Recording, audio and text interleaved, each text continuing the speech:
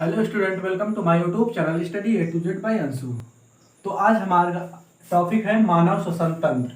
कक्षा 10 जैव प्रक्रम में हमारा आज का टॉपिक है मानव श्वसन तंत्र। मानव श्वसन तंत्र क्या होता है इसके बारे में आज हम जानेंगे। तो क्या हमारे शरीर सिर्फ एक ही अंग से सांस लेती है, एक ही कार्य करता है जिससे हम मानव श्वसन तंत्र करते हैं या नहीं? जी नहीं। तो हमारे लिए बहुत से अंग है, जिससे पहले हमारा है नाक।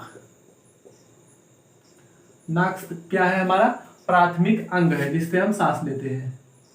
प्राथमिक अंग नाक हमारा क्या है? प्राथमिक अंग है जिससे हम सांस लेते हैं। यहां से नाक से हम सांस लेते हैं। नासाग्रह, नासाग्रह जिसे हम बोलते हैं। नासा द्वार, नासा द्वार जिसे हम नासा द्वार बोलते हैं। ये रहा हमारा नासाद्वार जिससे हम सांस लेते हैं। अब इसके अंदर हमारा ऑक्सीजन अंदर जाता है या नाक हमारा प्राथमिक अंग है। हमारा द्वितीय है क्या है? मुख।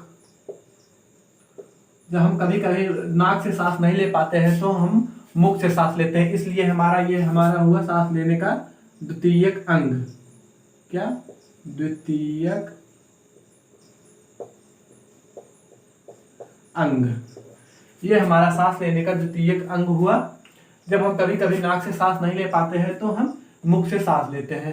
तो क्या मुख से हमारे शुद्ध वायु हमारे शरीर में जाती है? जी नहीं, हमारे शरीर में सिर्फ अशुद्ध वायु जाती है। नाक से हमारे शुद्ध वायु जाती है। इसके बाद हमारा आता है क्या? तीसरे नंबर पे अब हमारा आता है ग्रसनी। ग्रसनी में क्या होता है?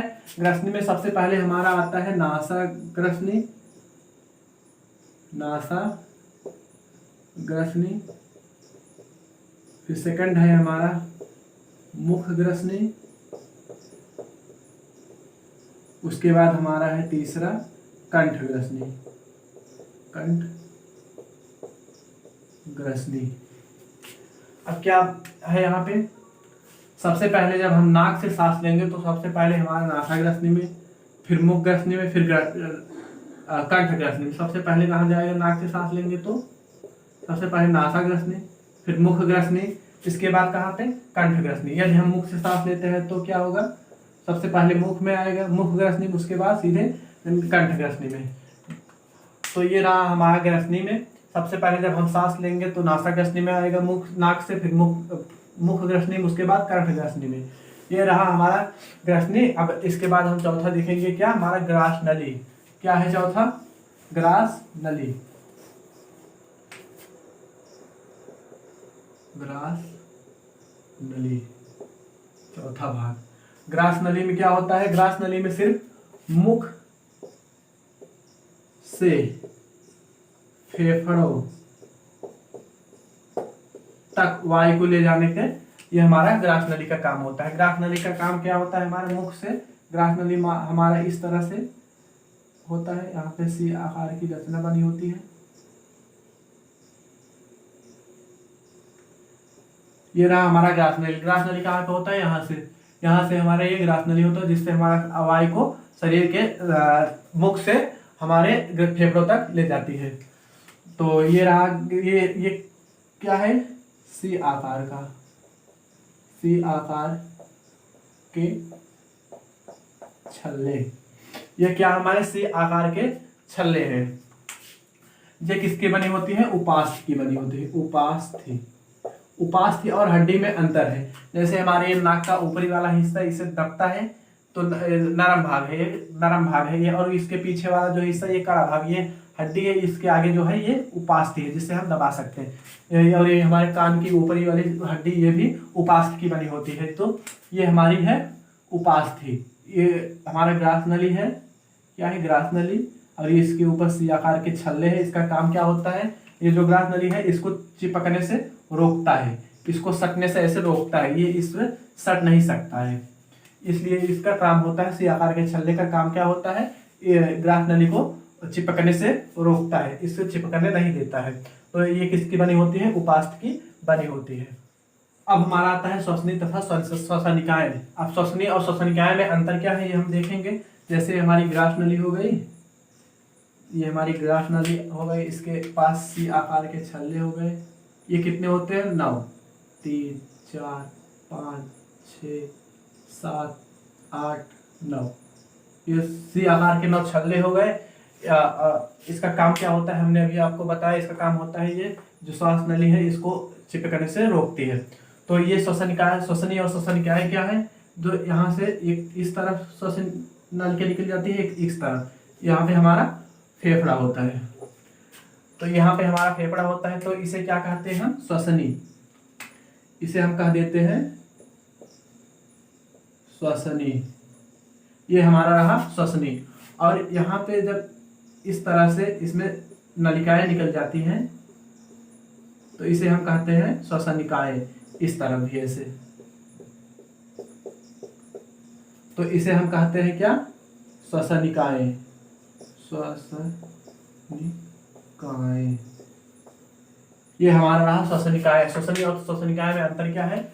जो हमारा ग्रास नली है, इससे जो वायु आते हैं तो ये 2 भागों में बढ़ जाती है, एक लेफ्ट साइड, एक राइट साइड।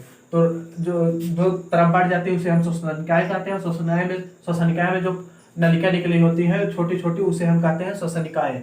श्वसनी में जो नलिकाएं निकली होती है छोटी छोटी, उसे हम कहते हैं श्वसनिकाय। ये हमारा रहा श्वसनी तथा श्वसनिकाय में अंतर। तो अब हमारा नेक्स्ट है फेफड़ा। फेफड़ा क्या है? कूपिका। कूपिका का काम क्या होता है? फेफड़े में कूपिका होता है। कूपिका का काम क्या होता है यहाँ पे? तो कूपिका का काम होता है गैसों का आदान प्रदान करना। गैसों का आदान प्रदान का होता है, देखते हैं फेफड़ों में। फेफड़ों में गैसों का आदान प्रदान होता है। जैसे हमारा नली हो गया, ऐसे छल्ले बन गए सी आकार के, किसकी बने होते हैं? उपास्थि की छल्ले बने होते हैं। तो इसके बाद ये रहा, ये हमारे दोनों तरफ लंग्स। एक सेकेंड, ये हमारे दोनों तरफ लंग्स है। तो यहाँ पे जो ऐसे ऐसे नलिकाएं निकली होती हैं, यहाँ पे आके यहाँ पे लास्ट में गोला जैसी रचना बना लेती है, ऐसे इस प्रकार से, ऐसे गोला जैसी रचना बना देती है, जिसे हम कहते हैं कूपिका। कूपिका,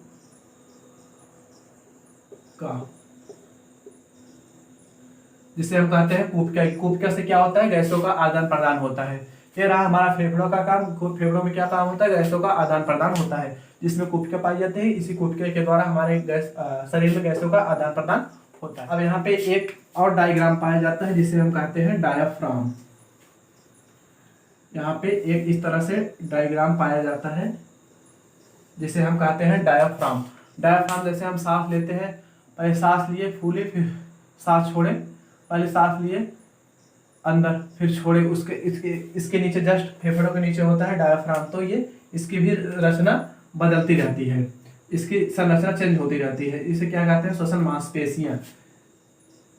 डायाफ्राम श्वसन मांसपेशियां, डायाफ्राम।